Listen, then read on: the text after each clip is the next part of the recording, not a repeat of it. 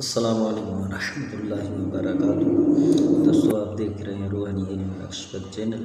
अगर आपने हमारे चैनल को अभी तक सब्सक्राइब नहीं किया तो सब्सक्राइब कर दें और बेल आइकन के बटन को प्रेस कर दें ताकि हमारी आने वाली वीडियो सबसे पहले आप तक पहुंच सके। आज हम आपके लिए अमल लेकर आए हैं, बहुत ही प्यारा अमल है। एक दिन मैं बैठा था होटल पे दोस्तों के साथ, करीबन रात के 1 बजे का टाइम था। तो इस तरह यानी कुछ दोस्तों के साथ में गया तो वहाँ पर एक बंदा आया जिसका नाफ जो है वो चढ़ गया। अब उस बेचारे को तकलीफ़, अब वो आया मेरे पास। उसने कहा कि भाई अगर नाफ का आप इलाज करते हैं तो वो कुछ कर दें।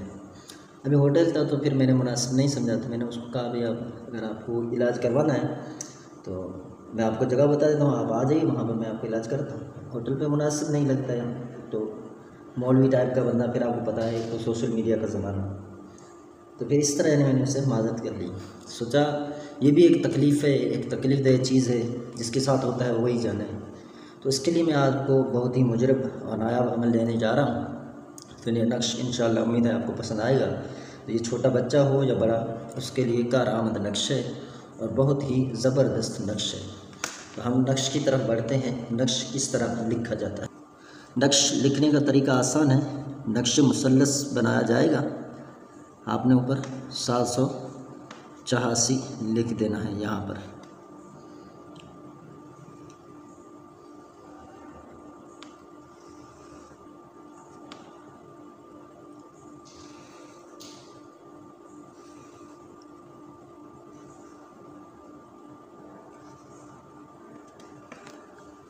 तो इस नक्श को आप किसी भी तरह पुर कर सकते हैं, यानी इसमें जो खानों की कैद है वो नहीं है, जैसे एक चाल के मुताबिक लिखते हैं। अगर आप लिखना चाहें तो फिर चाल के मुताबिक भी लिख सकते हैं। या अल्लाहु या रहमानु, ये आपने तमाम नकुश के अंदर, तमाम खानों के अंदर लिख देना है।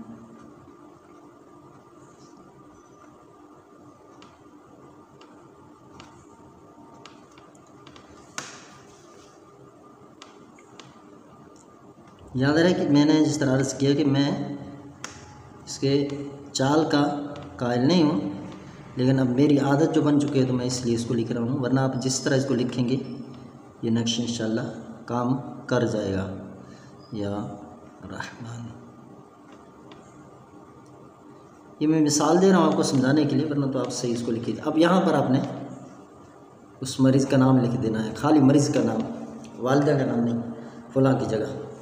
तो फिर इसी तरह आपने यहाँ पर भी या अल्लाहु, यहाँ पर या रहमानु, यहाँ पर भी या अल्लाहु या रहमानु, ये आपने तमाम खानों के अंदर इस तरह की लिख देना है।